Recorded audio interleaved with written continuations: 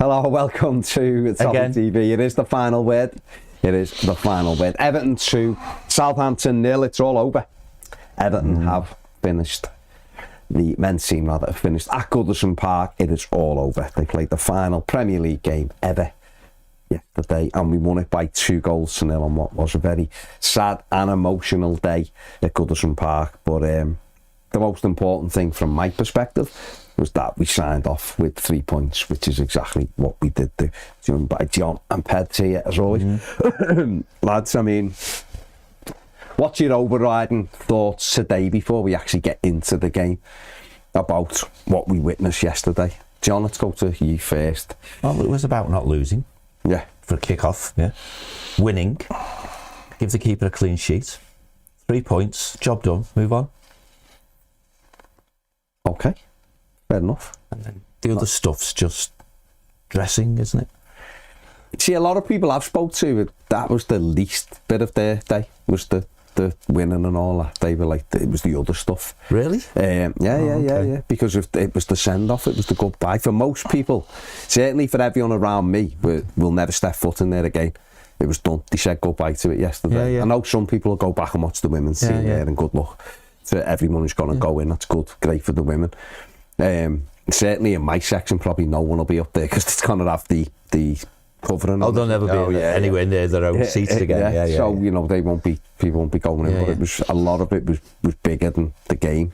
I really felt it was massively important. Everton signed off with a victory. Oh, absolutely. Ped, I think it had to be a victory, but it had to be a victory as part of the day, didn't it? It was like, you know, if you wanted to keep the good feeling going and always remember that good day, then it had to be a victory. And as we said, you couldn't have picked a better team to face, but at the same time, that doesn't always mean you're going to win a game, because Ipswich proved that. But no, it was a good day. It was a good day. It was a good day. What do you make about the what was your feeling sort of before the game? We'll come back to this because obviously I think when we stripped the game down, I think the biggest thing about yesterday's everything else that went on. Yeah. But sort of going into the game, because I've said a couple of times, I think I said it last week, I'm starting to have like that funeral when we spoke feeling over there. Like that's how I felt on Thursday. I didn't feel like that yesterday, I must admit, but on Thursday and Friday, I did say this, didn't I? I felt like that when you're going to a funeral and you're sort of going, I want to be in the wake. Over with. I want to be in the wake, talking about the great person who we're going through and all of the good times. That's what it felt like to me. The anxiety. I think it was like, will we make sure we win the game and all? You know, sometimes I do this. There's probably a character trait to me. Sometimes I overthink something too much about, like, if it doesn't go the way I want it to go, and then I'm having that. I was getting those little those feelings, but sort of I woke up yesterday and I was like, no, I'm ready, and it was obviously a gorgeous day and all that, and the scenes I saw before the game, probably as a collective, probably if you take results just out of games that you've been to that are like, you know, Bayern Munich will be the greatest game ever. It was probably one of the best days I've ever had at Goodison Park, away from the footy. From the excluding the footy. So what do you think about? Am I massively overrating? No, I don't think you are, because first things first, you did that in a heart on sleeve. I'm starting to get worried now. And I think I said at the time I won't be worried, because if you like, my pre-match experience starts when the team comes out. But by then I'm already covered in blue smoke and all that sort of stuff. And you know, it's funny because my mate rang me, John Van, because he watches this all the time. And we were because we were staying overnight, so we were at Crown Plaza waiting for an Uber to go up, and it's 9 o'clock or something. You know, so it's early, right? And he said when we were walking up Spellow Lane, we're on the by you, wasn't he? I think he told me you were a little bit behind him or something. So they were sort of in front of Dixie, up against the railings. We never got within 5 metres, and we did well to get there. So it was rammed, wasn't it? Blues everywhere. Everyone literally wearing blue as well, which was great. Of course, we're waiting for this bloody coach that when it does come, we missed it. I didn't. Well, that's right. You were obviously on the right side of where the smoke was. But that was the start of it, wasn't it? Then you go in the fan zone and have a bevy and all that sort of stuff, and then you fight your way to the turnstile and you go in, And I was really chilled about it. It never entered my head at all that we would win do anything other than win. And of course we scored quite handy, so that helps. And it was a decent goal and stuff. But the rest of it just all became about the people around you, really. Pat? Yeah, I don't even know what the question was. It was just my head so fried from yesterday. I feel like, honest to God, I feel like I drunk all day yesterday and I didn't drink anything. You don't drink? I don't drink. Well, alcohol, it just felt like such a long day. It was a long day. And with all the emotions and the day we've been waiting for what, 5-6 years. So no, it was just I was there walking through the park at 9:15. That your video, didn't you? Yeah, I was walking through the park at 9:15, and there was loads of people around. It was dead nice. And then when we got there, it was just mad how many people there was, and it just kept on filling up and filling up and filling up and filling up. Estimates of 100. I don't know if that's real. That's what the estimate was. There was 100. See, I never got that too far away from that corner, so I don't know what it was like at the rest. I know I did take a little walk down Goodison Road. Yeah, but I did walk. I don't know what time that was taken as well, so I don't know if people were already in the ground or whatever. I walked down Goodison Road. I had a little look, then it just went. It was like dark. It's just like just completely dark with the smoke and the shade. It was weird. It was like being in a horror film or something where, like, you know, like when you just walk into this town and you go past, it was weird. A lot of people would say that had been like that for a while at Everton, but no, it was great. Wait for people to jump out and go boo. Just seeing people like Molly McCann, she's on the bloody railings hugging a lamppost. Peter Mack from the 1878, he's on the roof waving flags. Oh yeah. Julia Bold now and again, it's just popping her head over the wall with a camera. The lad who works for Everton, who looks like Leighton Baines, the cameraman, he's on the wall, surrounded by loads of lids. It was just so weird. It was so weird. Then when I walked down, loads of people are standing outside number 9. I'm like, what's going on here? Then Dunk walks out number 9, and he's got Jags behind him. I don't even see Jags. I'm just looking at Dunk. Yeah, it was crazy. It was just a crazy, brilliant day. It was brilliant start to the day. And I think once that started, my only small bugbear, not with Everton, Merseyside Police and the Liverpool City Council.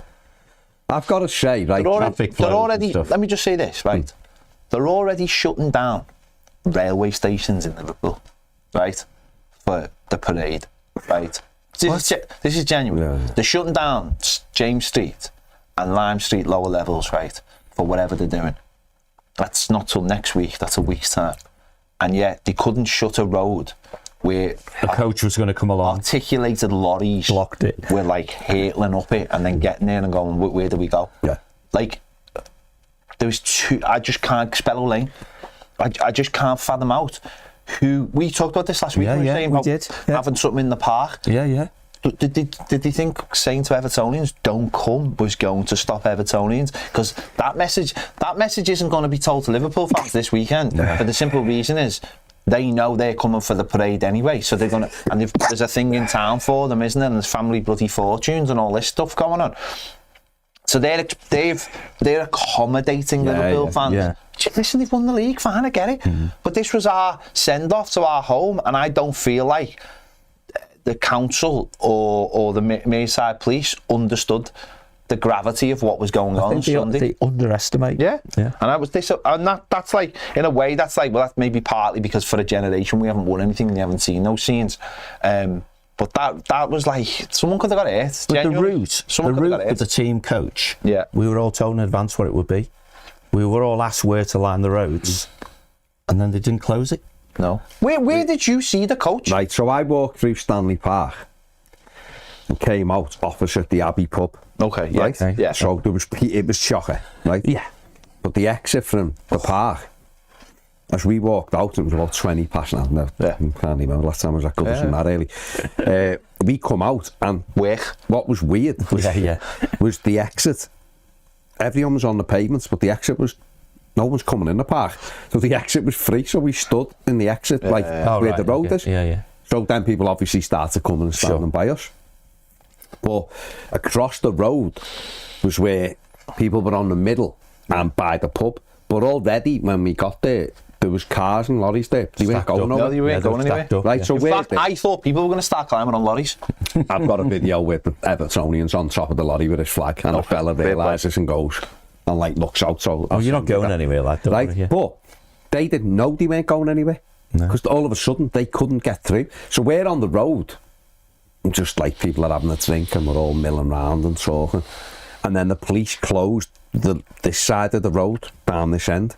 The side you're on? No, so they stopped people coming up.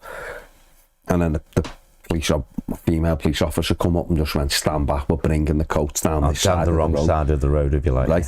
But we were saying, for about 40 minutes before, why didn't he just close the road before, at the top? They knew where the coach was coming. Of course. He should have just directed people away from it. Yeah. You know? And for us, it was brilliant. The coach come down. Straight past you. Zach had this flair, you know, and I've filmed it, and you can see it on my match reaction. The coach literally goes past here. We're having to step back. And obviously it goes past, and then I've got a few pictures of it and images of it disappearing into blue smoke. I'm totally unaware at this stage that people who were further down didn't realise the coach had gone past. No. They were like, I never seen it. I'm stood outside the hot walk, and I'm like, that's the way it went. But once it went past us and it disappeared into blue smoke. So I just thought, oh well, everyone will see it when it's further down. Yeah, it didn't. Once that all sort of cleared, we then started walking down, and by the time I'd sort of got round opposite like Everton 1 and the Park End, still smoke, there was people everywhere, and it was fantastic. It just looked amazing, but I didn't realise a lot of people didn't actually get to see it. We didn't know. It went 4 or 5 metres past us. It was just a wall of blue smoke. Literally, I think there was a feeling it was coming, so everyone sparked the flares. That's right, yeah. But no one knew it. It was a blue coach going in a blue smoke. We knew after it had gone because people started leaving. I said to Zach and Andy, your mate, and a couple of others, just imagine if we won something. Do you know what I mean? It was to be there. Listen, I don't give a toss if Liverpool fans take the piss out of us, really. I don't care. Like, seeing that like that was unbelievable. I think you just hit the nail on the head there. We haven't won anything for that long. You talked about this, I think, the other week. You forget what it used to be like when we were good. There'd be flags everywhere, there'd be people that decorate the window and all, and we've seen it from them, right? But we haven't had anything, have we? We haven't had anything. Do you know what my first thing was? And it was hilarious. We were coming down the park, and there was a mum and a dad, they looked like, but they were going almost away from me. And they had about 4 kids, might have been more, I didn't really count them.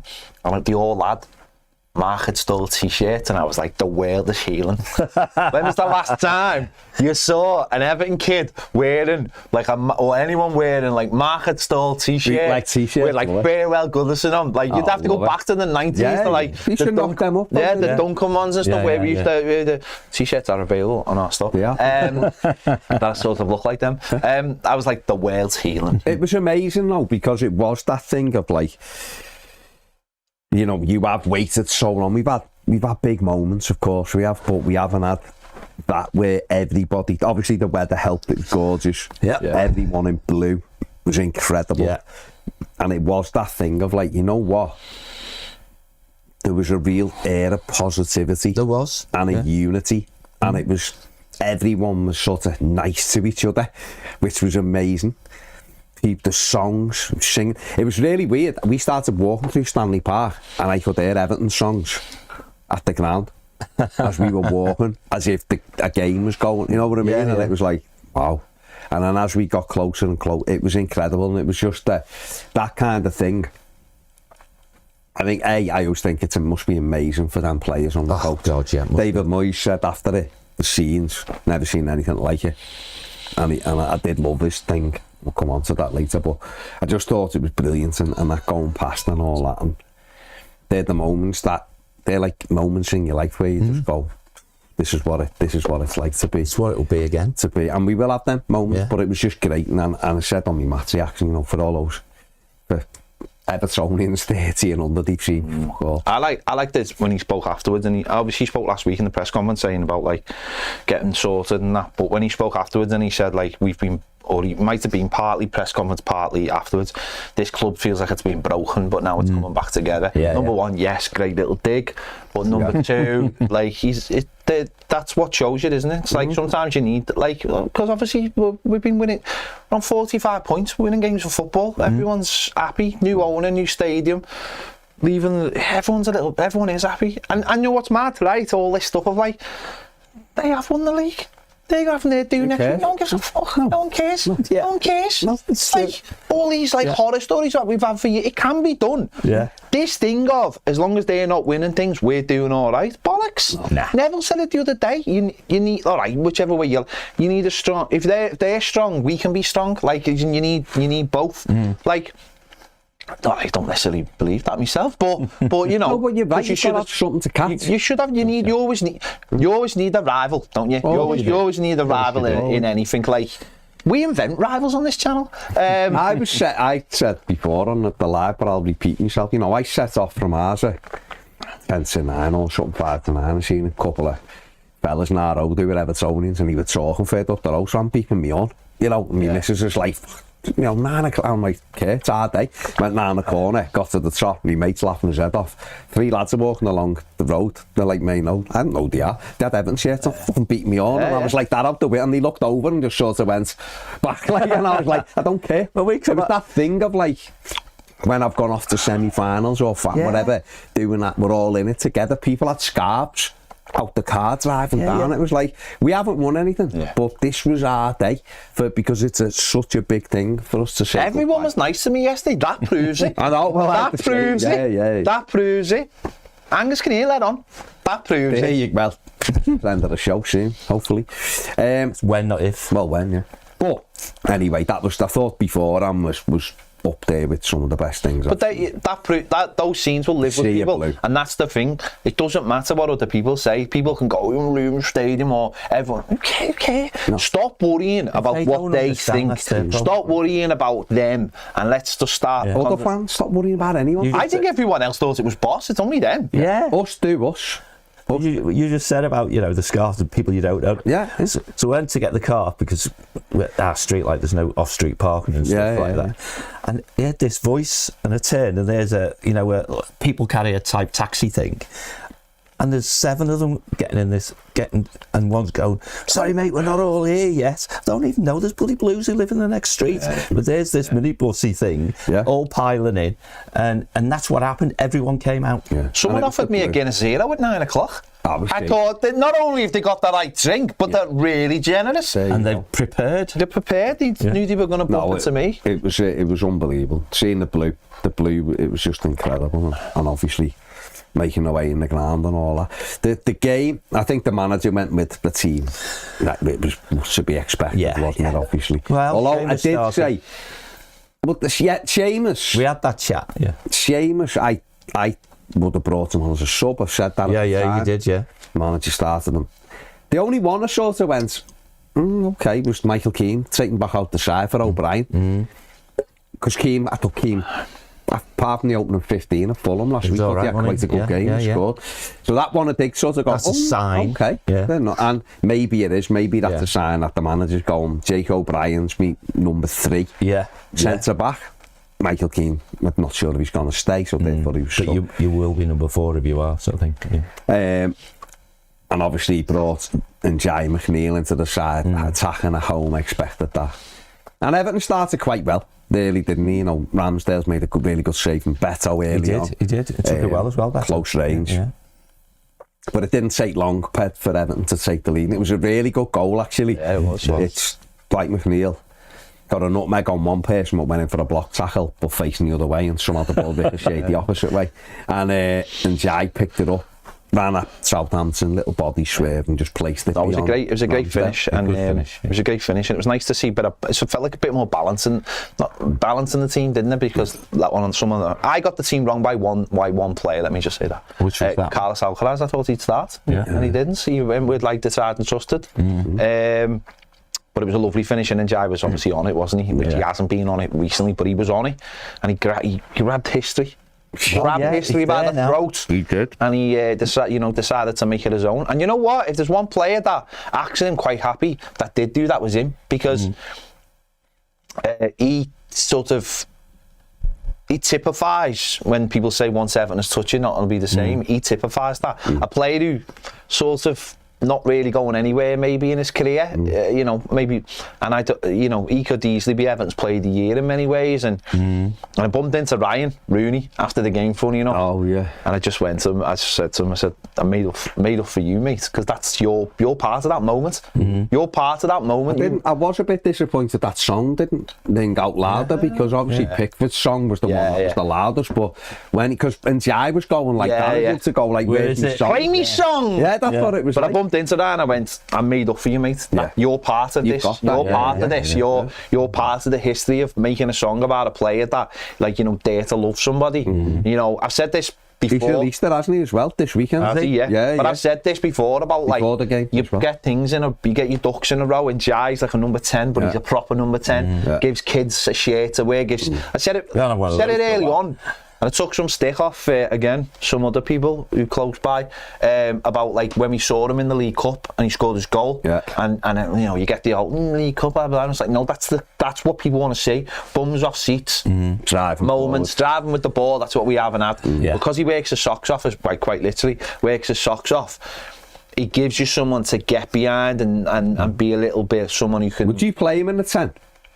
No, I don't know if I'd play him in the 10. I just think he is a 10, like in the natural, what we grew up with as a 10. And that gives young kids an opportunity to go, everyone, that's the shirt I'd want if I was a kid. I'd go, I want the Ndiaye shirt. I want to turn up and do the Ndiaye ticks of footy and all that. I want to do that. And I think that's where, and then Ryan's done the song, and then sort of, because we, you know, we want good songs. We've proven that with the Pickford. You want good songs you can sing, that you can bounce along to. And I think that's all played its part in him being who he is. So for him to score the last goals, I'm quite. It's poetic. First season, grabbed it and ended up top goal scorer in the Premier League. So it's well, we've still got a game to go. He's gonna finish top goal scorer in the Premier League. Betto might get one at Newcastle and then he'll be level. Okay. Well, I hope he is. Oh, well, the first goal took him to double figures. It's a great goal. Key. It's a great goal. I mean, you can maybe take a little bit off it because it's aiming goal, but we'd already had a good save. He's garbage, John. I've said it in Sheffield United. I don't care what you say. I've said it in Sheffield United. I've never seen a more overrated goalkeeper in my... know what, right? PR companies, they are magnificent. He's got the same one as Adam Wharton. Honestly, I'm not being... No, I'm this just saying. This is a side issue. I watched an FA Cup I'm just saying. Where a lad touched the ball 3 times, and Alan Shearer said he had a really good game because even though he hasn't touched the ball, he's ran around a lot. He's controlled the space. So I just thought, that's where we are. Adam Wharton... Davis got absolutely... Adam Wharton will have full Beckham here within 18 months, honestly. But no, it was a really good goal. It was a great goal. John, I mean, we've been crying out for, and we still are, but we're crying out for wide plays to get goals. That was the first goal. We'll come on to the second one in a bit. But the first goal took him to 10th of the season in all competitions. So, was that 8 or 9? 8, that was his 8th Premier League goal, the first one. So he's doing this. And it was a cracking goal, wasn't it? It was a good goal, yeah. He did his bit.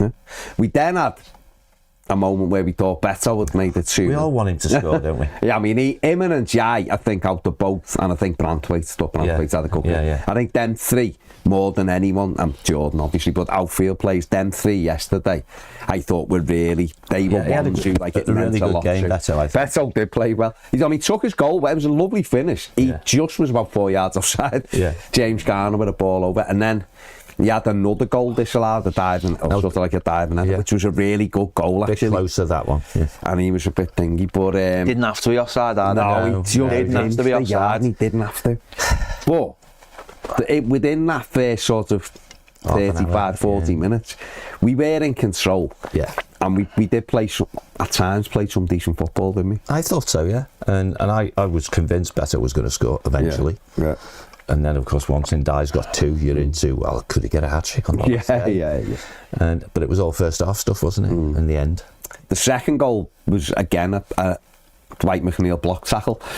But their player actually puts Ndiaye through. And is it fair to say he's got quick feet? Well, as it rolls through, but he doesn't touch it. No, he just dummies it. He just himself and then just touches it in. It's a really good finish because he sends Ramsdale the wrong way. But he's rubbish, so... He is rubbish. He's a rubbish goal. Make that a separate issue to Ndiaye scoring 2 goals. No, that's right. He's a rubbish goalkeeper. And I thought, to be honest, I mean, to take the goal like that, the second one, to take him on to 11 was happening. And it just, in some ways, it ruined the second half, because I think had it been 1-0, I think Everton would have had to come out with more energy. Yes, I think when it went 2, Everton did in the second half what they should have done against Ipswich, which was just controlled the game. Which we did. But it was a good finish to get on to 11 goals. Yeah, I was quite happy with them scoring in the first. Well, I thought he was going to get a hat-trick, because just after it, he had the other one where he tried to roll it in the far corner, got a block. That was a great first. Some of the songs in the Gladys Street were like, we were talking, like saying, just singing. Going through it was brilliant. A back catalogue, wasn't it? There was a lad in our row, and he was trying to get this Stephen Naismith song going, and no matter what he did, nobody wanted to sing it. It was like Naismith to 500 miles, and it just wasn't happening. To some point, I was like, someone sing the fucking song with them. Nobody with Roberto Martinez, Arteta, Richarlison, Romelu Lukaku, Feed the Yak, Gravison. There was just Pienaar, I think, as well. There was just loads. Andy Johnson. The bog standard. But the best one we've got, which is "And we love our guys." Yeah. Everyone was just, but it was just like, it doesn't matter. It doesn't matter if Richarlison plays for Spurs. It doesn't matter if Roberto Martinez left and blah blah blah. Arteta the manager of another club. None of that mattered. It was just about, and we'd already seen half of them on this. If we had a song for Jodie Coleman, we would have done a song for her. Yeah. Anyone who'd been on the screen, we were singing songs for them. Right. And we love our Judy. Yeah, it was just brilliant. It was just like fans. We were just like, how can we just keep going? How can we just keep this going? Just keep different songs. I'll tell you what was brilliant.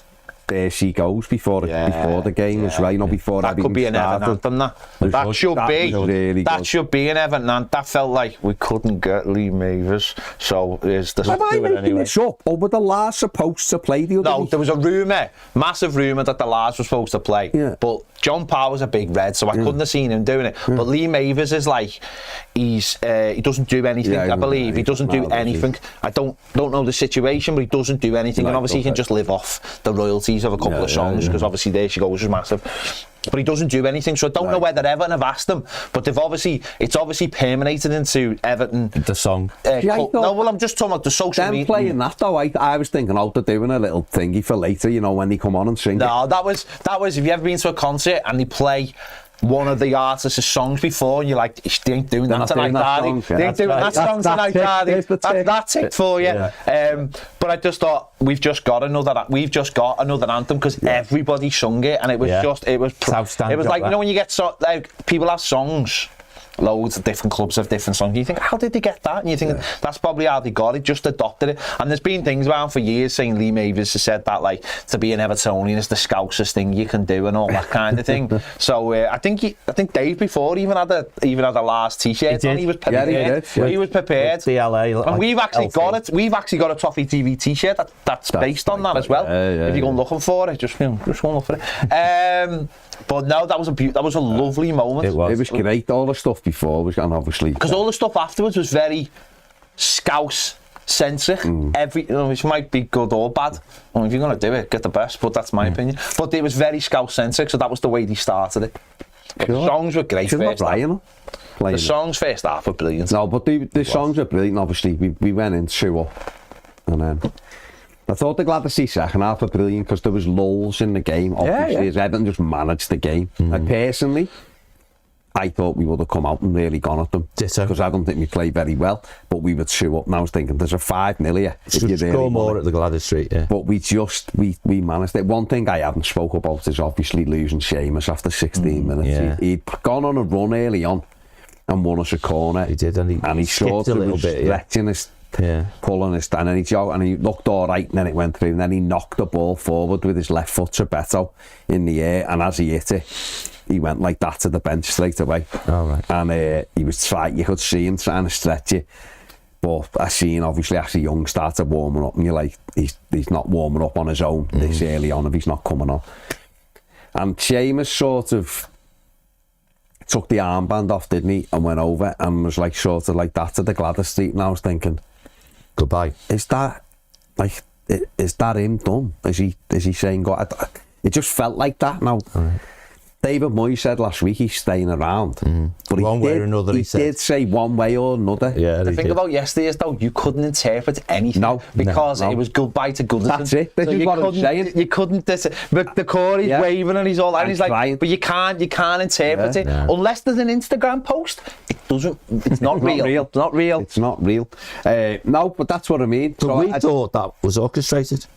Yeah, I mean, if you two would have messaged me, I honestly thought, is it orchestrated? I would have said, you two stop drinking brandy. No, because it was. This is not a testimonial. It's a Premier League. But Moyes did say though. I know he said conflicting things. He said it was important to win, but he also said that the day I was not lost on him. I know, but I just don't think he would. Half time, I get it.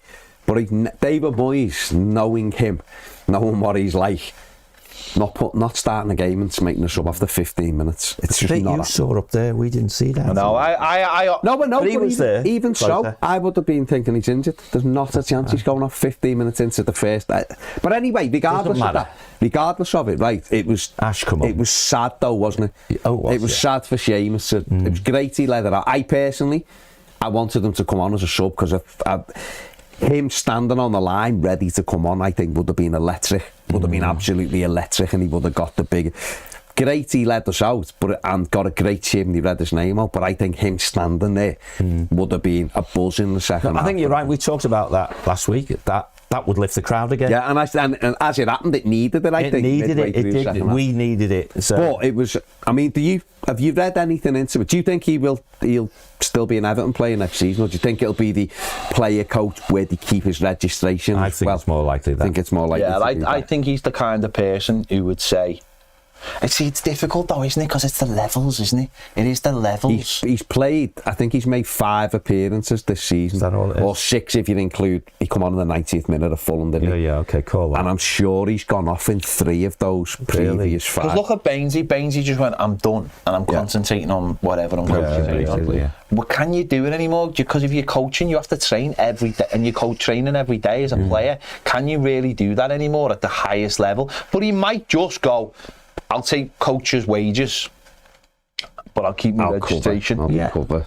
And for a lot of people, that might, and he might I don't know, he could play some League Cup games or even get involved in the under 21s. Yeah. So he's on the pitch because we've seen that, haven't we? Where older players play for the under 21s and they coach them while they're playing. I think he played for United. Yeah, and Thingy's been playing for Liverpool. Huddleston played for United. Spearing. Was at Liverpool playing, he's 35, he plays in the under 21s because he's coaching them while he's on the pitch. That's your point. Because I just think, I love Seamus, absolutely love him. I think we all do. We do. I'd be very surprised if there's any Evertonian that doesn't love Seamus Coleman. But if you just step back for a sec, you look and go, can he do it? Because body hasn't this season, it might recover, but this season, his body just hasn't let him play. Has it? It just hasn't. He played at City and was doing great for an hour at the Etihad, or a bit longer, and then hits a ball and had to go off. I mean, see him again for months. That's right. And he's played yesterday, so I hope he's all right. And all that. He's not going anywhere, is he? No, he's going to be. He's definitely going to be. That's part the one of the way club, or another. He absolutely has to be part of the club. Yeah, absolutely. He's got to be. But it was just. But you do feel like though, if he wasn't staying as a player, I think he'd have said. He would have said, wouldn't he, and done something on the. But then again, he's such a selfless person. No, I think that he wouldn't have gone. He likes it. I'm taking this away from the football club. I think that's what he's like. That kind of. I think Baines did the same. He did. He just slope off into the background because they don't want the limelight. Seamus is amazing. I don't think he ever wants the limelight. No, he doesn't. Ever. So it wouldn't surprise me if he just went, I'm done. Yeah. I'm going to become a coach. Just do a statement. I'm a coach. But I might be all wrong. He might just be going, I've had a bad season this year with injuries, but I'm going to train properly in the pre-season. Because the Island manager said I want to take him to the World Cup. Yeah, well, he's in the squad, isn't he? So you look and go, maybe that might be. As he then said, right, I am being a footballer next season. Might be the proof point as whether he can do that. Yeah. And he might go, I'm staying as a player and I'm going with Ireland to the World Cup, and that's me drawing the underline, and under my career will be the USA World Cup. That'll be it. I'm done. And maybe he'll simply just be an Everton squad player next season. But it was a great moment to see him lead the team out for the last time, but it was obviously a really sad moment to see him go off. Everton come out second half, totally controlled the game. The manager made a couple of changes, took the Corey off, he was in tears. He was. Going off, but again, like Ped said, it's really hard to read anything into it, because when he was exclusively in the studio talking to Toffee TV, exclusively in the studio, talking to Toffee TV in an exclusive, one-time only exclusive interview about it was this. dead exclusive. That it's exclusive. That check it out on the channel.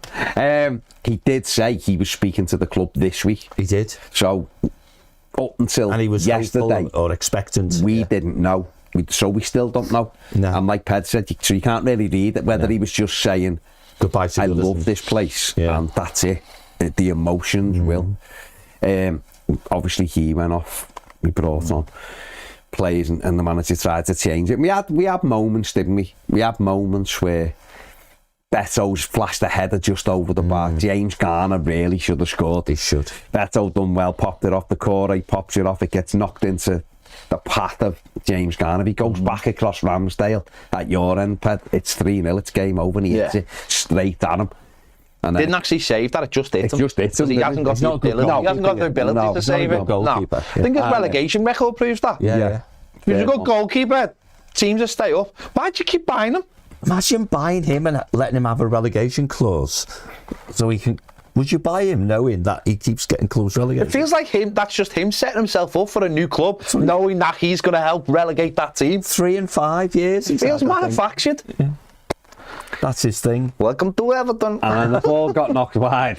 Cross back in. Betto flashed the header over, and we had a few of those moments. But it did feel like we were just managing through the game. Because I think what had Ipswich not happened, had we gone on and beat Ipswich like 3-0, I mean, Leicester beat them 2-0 for Christ's sake. Sure. Had we beat them 3-0 and just or ended 2-0 comfortably, I think we would have gone more expansive yesterday. But I think the manager, and he knew we're not doing that again. We have to win. And he said in his press conference, we had to win the game. I told agree. the players there was no way you could not win this football match. And therefore we played through it. And obviously we then lost Jared Brantwaite through an injury. He tried to play on, didn't he? I actually thought he was going to go off in the first half. He went for a header below me and landed, and he was holding his knee. Was he? And I think he's stretching down your end as well, Pet, before he...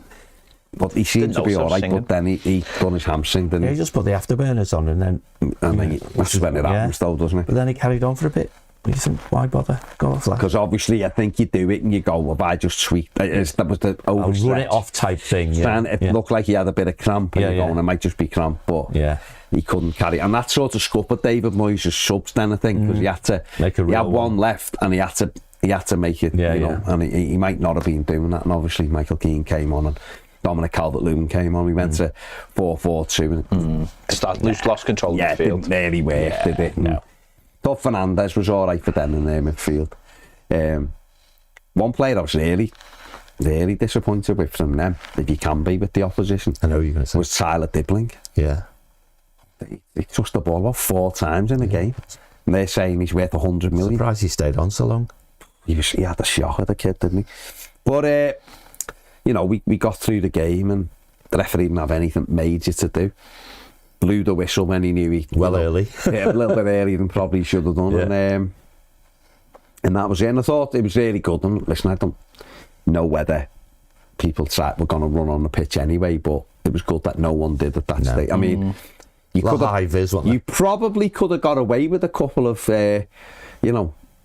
crimes in Liverpool yesterday for the amount of police that were around the pitch. No, they'll be over for the last 10 minutes or whatever it was. Wasn't it? But they got booed when they come in. They did, yeah.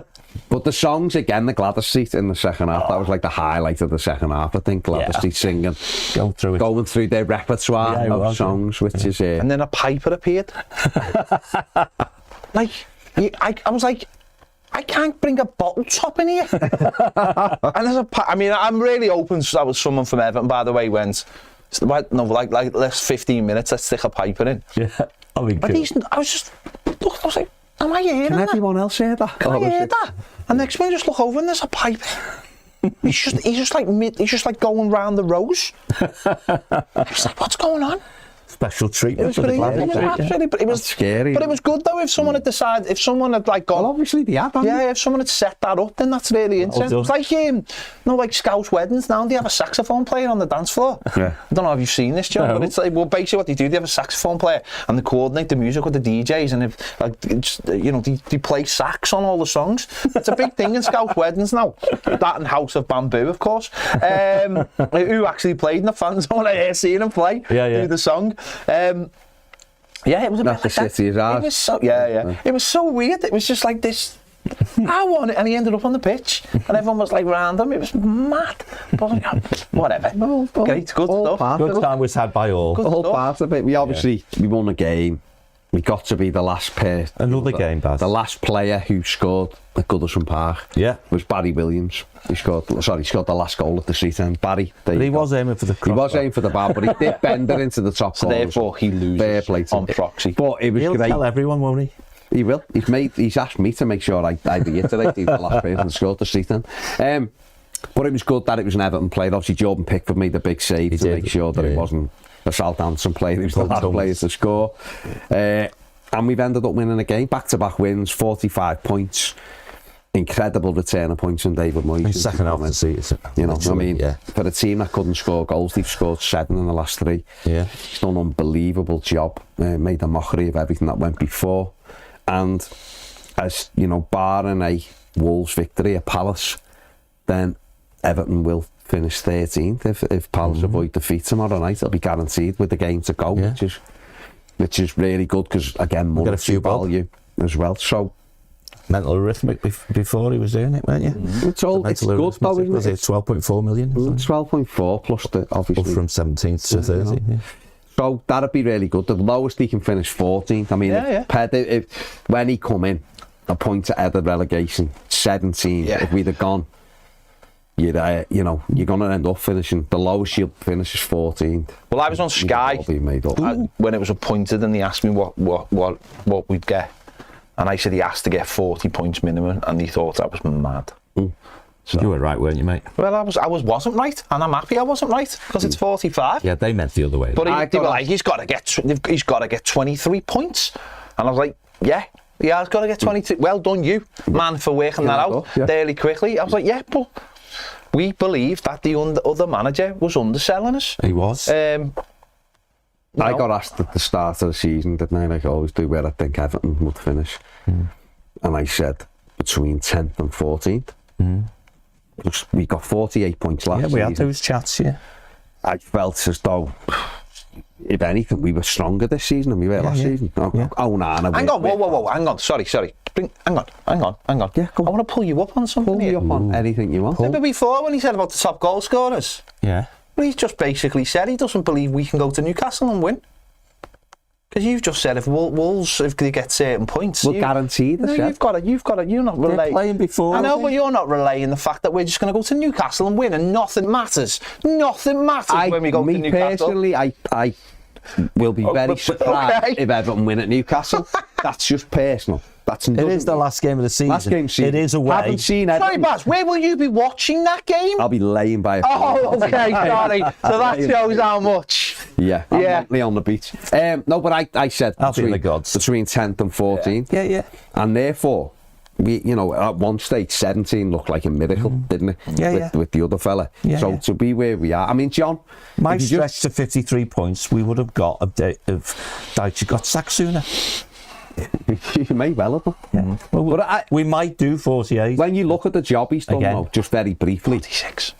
A team that hadn't scored in 9 of the 11 games before he took over.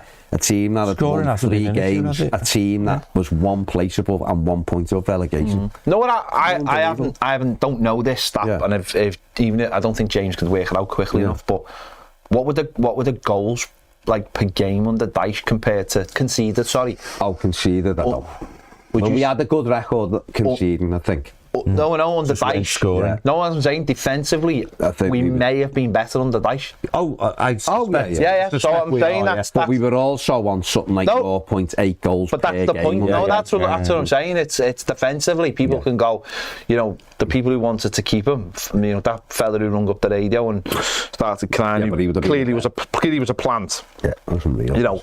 Losing 1-0 every single week and then going, look, our defensive record's great. Yeah. We've proved it. Yeah, we're a little bit more porous. We'll just had another clean now sheet. the journalist is doing. You've opened the door to relegation. Ian Ladyman. Yeah. Ian Ladyman. What he said was, no, he didn't say that. He said, well done, Everton. You just guaranteed your relegation. I don't think he said guaranteed. Open the door to relegation. No, I think it was worse than that. I honestly think it was worse than open the door to relegation. Really? I think it was. If it wasn't guaranteed, it was almost. You know what? I think you're going Mandela here. No, I'm not. I'm sure he said something like guaranteed your relegation. I don't think he said guaranteed. No, journalists would never say guaranteed. No. Try confirmed. Have a look, Ian Ladyman.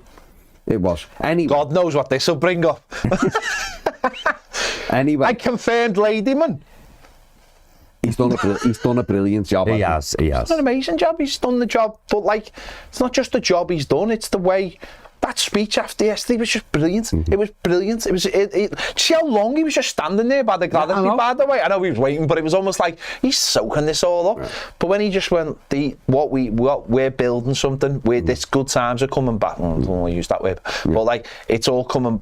We've been split apart, but now we're getting back together. What do you think about the bit where he threw it on the owner's toes? Well, he threw it on the toes last week on Fully Focused. He turned and looked at the box. Because it's weird because it's like this thing, and we've been. I always pick this up. It's like he keeps on saying in the summer, and he calls them the Freakins, and he never goes because he's only ever met Mark Watts, and maybe he's had a few video calls with them. So it's like he just calls them the Freakins, like they're like this separate entity that aren't coming till the summer. But then the Freakins don't seem like they are coming till the summer. So I get that point. Go on, John. You've got it. I've got it. Nevertheless, sacking Dyche has only increased the jeopardy. Right. No, that's not the tweet. Wait. That's not the truth. This move, sacking Dyche, has arguably opened the door to relegation wider rather than closing it. That's in an article. That's in the article, No, his tweet. The headline... I'll find it. We can't all go on our phones. No, find the tweet, because the tweet was quite aggressive. Yeah, but the tweet's probably the headline of the article. Well, you can look, because the headline of the article says, sacking him has only made relegation more likely. The tweet was more aggressive. Yeah. The freak. Or it doesn't exist and you won't find it. Well, he's probably deleted it because he looked like a dickhead 10 days later. So go to Twitter, Ladyman's Twitter stream. What do you think of David Moyes sort of saying? I just made up he said it because he turned to the director's box and said, he was sort of saying, look at what, he did say this, look at the fans, look at what you've seen today. Now, look at what you have won. It's up to us now to buy into it. When David came in, he played a very astute, talk to the fans, you might call it political game. I mean, the first soundbite I remember from him is from afar, this didn't look like a team to me that should get relegated. Then once that was sorted, it was, we need a complete refresh. Now he's taking advantage because he's a really wise guy and he's very good with his words and all that sort of stuff. Now he's got this huge crowd all buzzing. Marcus Watts up there, right? And he's saying, don't be cautious. Yeah. Go for it. Go for it, yeah. Please. Should they go for it, John? You're a financial fella. Should they go for it? Everton have just opened the door to relegation. That's the one I remember. That's the tweet. So that to me is basically guaranteed. 1.1 million views that tweet's at. There you go. So well done him. Yeah. Well done. Those 1.1 million go back to him and say you were wrong, lad. Yeah. Said that at the time he was wrong. I just reposted it. Good man. I don't think we can be rash. But I think we should aggressively budget where the number of points we think we're going to get, which for me, as you know, is 55 to 60, and basically spend the money that makes the manager think, I can deliver that. Have you seen the first episode of the new series of Welcome to Wrexham? No. They're all sitting down and having a meeting, and they're like, "But what would what's the two scenarios? Right, if we're gonna go for it, 50 million." And the faces go, to spend. Yeah, 50 million if we want to get out of it right now. And they're like going, but that's like, right in for it. The other one is we build slow and, we bit a million here, a few million there. We can slowly get to the championship. Establish ourselves. Build the foundations. And Ryan Reynolds just goes, fuck it. Let's go. And Robert kind of goes, you're the sane one. I'm made up, you said. And I feel like there needs to be a bit of that this summer. Like, fuck it, let's go for it. Let's cut it all. Let's cut all that middle ground and go for it. If there's a concern I have in and around the club when we talk to people and stuff like that, is at what point do we see, and this is all on Angus really, the man's not been here a week yet. A week. Yeah. A week today, isn't it? Right. Started, yeah. So is the malaise, I would call it, but the cultural thing, which is slowly, softly, can't do everything at once, all that sort of thing, rather than that very direct, Reynolds going, that's where I want to go, so that's the what, how are we going to do it? Spend 50 million. Okay then. Right? And then you hold people's feet to the fire, don't you? Right? I'm sure you wouldn't be very happy if they'd not achieved what the 50 million is supposed to achieve. But my fear would be that people who have been suppressed by previous poor leadership will contaminate the new people coming through the door. I don't mean in a horrible way, but just about the fans are comfortable, they want a solid season. No, this was the solid season.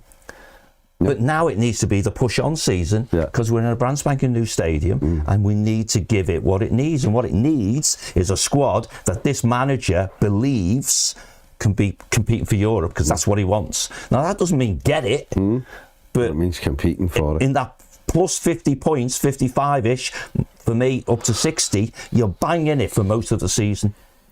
And then that would give the ownership group confidence to do it again in the next summer window. We've just had a season where we wrote off the first start with half a season. Yeah, we did. Literally, he had 19 games. He got less than a point He's played 18 games, David Moyes, manager, and we've lost 4 of them. Absolutely. We've finished above Manchester United. We've finished above Tottenham Hotspur. We finished above West Ham United. And that's where the fun is on the politics that the manager rightly is playing, is because he's achieved that on the grass, right? But he almost wants... No, that's why. But he also wants to sort of, for what he wants from an investment point of view, almost like dismiss that. Because, when I come at it from a point of view, and I know because you said at the beginning of this show, really, we all felt this squad in the round might have not had some, like Onana being a good player type of thing, but it was numerically stronger, and therefore its minimum expectation was to achieve what it achieved the year before, and a little bit of progress, hence the 53 point thing. You've got to assume that's still true, but now let the manager influence what happens next. Also, he said, have a great and also he said that he's going to try and keep half of the players that are on who are on contracts, didn't he? So that suggests that the players we are buying are going to be of that much more quality. Because there's going to be less of them. So therefore, we're going to go up in 2, 3, maybe 4 positions, and probably that means you probably are keeping your Michael Keanes. You're not. No, you are. No, you are. No, I think you probably are. Right price. Fourth choice centre back. Well, you're not. Why? You're not going to find them. You're going. I'll give Michael Keane another year. And that's where you have to have some form of apology. I.e., you got some policy statements that says fourth choice centre back doesn't get paid more than this. Michael, if you want that slot, happy to give it. But if you think you get more money elsewhere, or you're going to play more somewhere else. Thank you for your... absolutely. Thank you for your service type of thing. But we need to... It's going to be interesting. We need to do stuff to stop our fans thinking, because you just said it, we're finishing above these. The average Everton fan, based on just talking, because we all talk, right, is, but next season, Man United and Tottenham won't be as bad. Spurs won't be United. Well, that's right. But I then go, some of those clubs above us won't be as good. And some of those clubs above us are apparently small clubs, because the new chief exec said so, right? So let's do a Ryan Reynolds. What does it cost to get to where I want to go? And if we haven't got the money, you moderate your target, don't you? But if we have, go for it. Well, there should be money. Absolutely, there should be. Come July the 1st.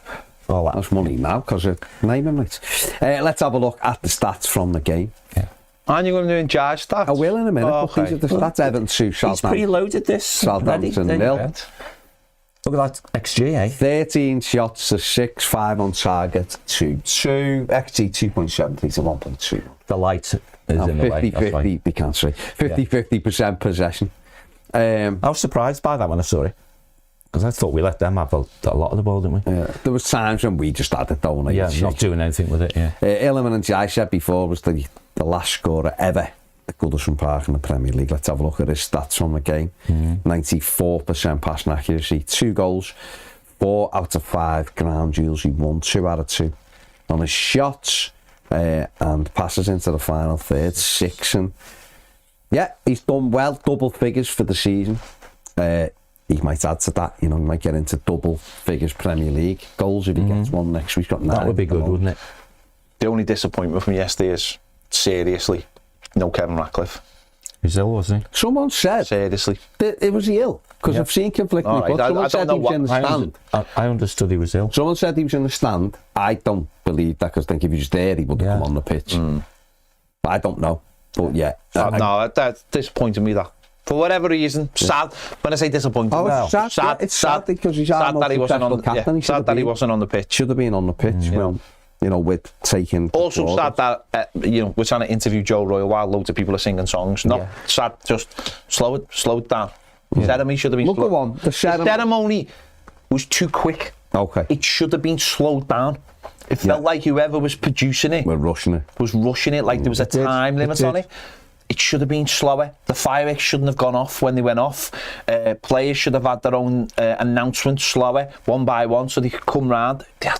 Why did he feel like they had Tony Bellew's interview? Tony Bellew is not an experienced interviewer, and he's trying to interview Joe Royle while the fans in the Goodison Street are singing songs for the player who's just walking past or had just been interviewed. It just felt really, really rushed, and it didn't have to be.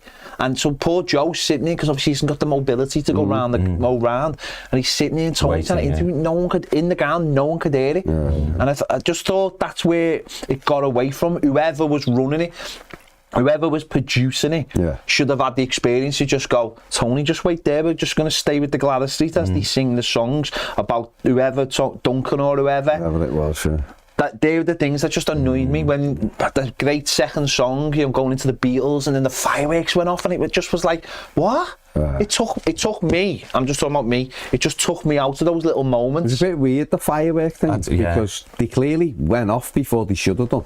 Yeah. The lad didn't know. The band was sort of like, what's going on? We were all going, what the fuck's this? Because it didn't even sound like fireworks, because it was a bubble. Pops. It was like pops first, and you're like, what's that? And then the sound had gone on the band, so you couldn't hear him. He was trying to sing, and it was dipping in and out. The second half of the song was great. That was really you got the horn, and then it went missing. And to be honest, that was the time that the tears come in my eyes, actually, during the second bit of that song, because the blue smoke was everywhere. And just for a minute while he was singing, I was just sat there thinking, that's it. I'm never going to see this again. Even if I went to a women's match, I'll probably never go back into Goodison. That was my goodbye yesterday. Sat there looking around, thinking this is it. Because I'll never, even if it did, I'll never be in that. There will be a reason to go back. No, what I mean is, I'll never. No, none of us will ever experience that. None of us will. I'm not seeing the crowd behind blue smoke, listening to There Are Places I'll Remember. That was just enough, and I thought I got away with it. I was sat there with my eyes, and I was like that, trying to get away with it. And Andy next to me just put his hand on my shoulder. I think that probably made me worse for a sec. But I didn't give it the sob, but I was just like, I need to dry my eyes here quickly before anyone else gets onto it. I wear sunglasses all day. If all the audio and everything, if all the audio and everything for that song had been top, I'd have probably gone. Everyone would have gone. We'd have all gone. Everyone would have gone. I was on the edge, and when it finished and the fireworks went off, they were amazing. They also went off at Bramley Moore, I believe it. Exactly. They did. Showed it on the screen. Which is incredible. But that's good.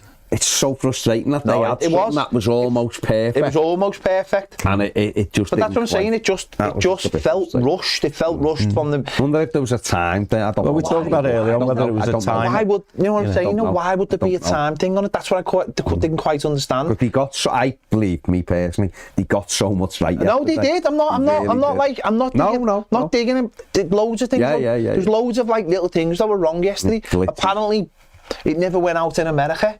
It never TNT. That can't be Everton, though. No, that's what I'm saying. I'm not TNT balls up the live after it cut in halfway through in YouTube. And there's a different link and all these things. I still think. I think Everton should have had control. Yesterday, I was there when we were stood at the park before the game. I was thinking, why didn't TNT and Everton have a giant? We knew all week it was going to be boiling, so it was going to be dry, so it wasn't going to be like we can't because of whatever. Because there was that many people there. Imagine the situation where they've got the giant screen in the park, right? Evertonians are like, like a World Cup. England. Everton, even if they just didn't supply cheers, you're not going to supply cheers, but people just sat in the grass. The game was on. And they would have had the drone. And when Everton scored, you would have seen there, but you would have seen the screen. And all you have to do is TNT give permission. That's it. That's all you need. And you just screen it there. So you've got the ground and you've got the park just full of Evertonians with the blue. And people who travel to be there, I spoke to so many outside who didn't have to just come to be part of it. Would have been able to see the game as well, and I think that would have been lovely. I'm not saying Everton could have done that, but I'm sure TNT could have done it. Would have been a great thing to do. I mean, then you can throw other things in, but I thought he did so much right yesterday. Just little bits where you went, that would have just been like the sound system dropping in and out. But sure they checked that, and the first lad he went on, it was bouncing back to him, so it was you were getting and he didn't quite know, and you know what must be weird though, right? It's just a young lad. You know what must be weird though. It must be weird being down there asking questions, because when Getting Jones was asking Baines couldn't hear him, could he? That's right. Because Baines went, I don't know what question. We could hear. Ask me the question again. But and I think Rooney with Bellevue. Rooney definitely heard what the Gladys Street was singing. No, but he did, but that was part. He was singing his name. No, I know. We were giving him. Then he asked him a question, and I think what he was trying to say was, and the Gladys Street jumped in, and he started laughing, obviously. He was trying to say, I was a massive blue who went off to United, and I think he was going to say, but I'm a massive Evertonian still, even though I was playing for United. The minute he mentioned United, that song came on, which he took. I thought his response was brilliant, by the way. I did. I'm a fucking Scouser, by the way. And then he all started singing Rooney again to him. He was laughing. I thought that was brilliant. Duncan, you would be convinced, was bladdered, even though he doesn't drink. No, he doesn't. He was high on emotion. He just that's Duncan. Well, he said something with the fans. Said something on TNT at 11:30 that he shouldn't have said, apparently. Did he? He was swearing. Fair play to him. But Reedy was bladdered. So, well, there you go. It swings and roundabouts, isn't it? Good. It swings and roundabouts. But, did you see that before the game, by the way, when they were on TNT and there was three of them and all the ex-players, and next minute TNT just surrounded by 70 odd Everton ex-players, and it was bizarre. They had it on the screen. They had it on the screens in the Gladys Street. Were they taking them in? They were taking them in, but they sort of took them all to the corner. So TNT's got like a couple of ex-Everton players. The next one is 70, but they're all like, I mean, you're all right. And it was unbelievable, because we were watching at home, you're just like, that's the best bit. That would have been the best. Wasn't it great to see like so many players? God, I mean, I loved seeing like Cahill. I love Cahill anyway. I mean, surprised he wasn't selling the watch, but I love seeing him. He said all the right things. But I love seeing. He got his flag though, didn't he? Yeah, but even like Jermaine Beckford and that, but like seeing them, it was, that. There's some bizarre ones though. No, there was some bizarre ones. Like Ndiaye had definitely just turned up and like, what are we going to do with Ndiaye goes the match anyway. Doing childcare, wasn't he? When there was like bizarre. It was some of them. Some of it was just bizarre. Brian Kidd, Yeah, some of it was like bizarre. Great. I made up Tom Davis was there, like, ex-players like. Justice for Matthew Pennington though. Where was Pennington? Yeah, I want to you got to ask yourself, where was Pennington? Yeah. Scored a derby goal. Thomas Myrie. He was loving it, Myrie, wasn't he? He was taking every picture. There was 70, wasn't there? 77. Was it over 100? Was it 77? There was supposed to be over 100 at first, but so maybe some couldn't come. But it was great. It was great to see. We never found out he was in that jet though. We never found out. Were you on flight tracker mode, were you? You causing bloody people thinking McCartney's on his way over. There was a flight from New York to Liverpool on Saturday night. And who just played in New York on Saturday night? No, he hadn't. He hadn't. Hasn't he? He'd been to his son's graduation. In New York? Grandson's graduation in New York. But I wasn't hinting it was him. It could have been Tim Howard. Oh, yeah.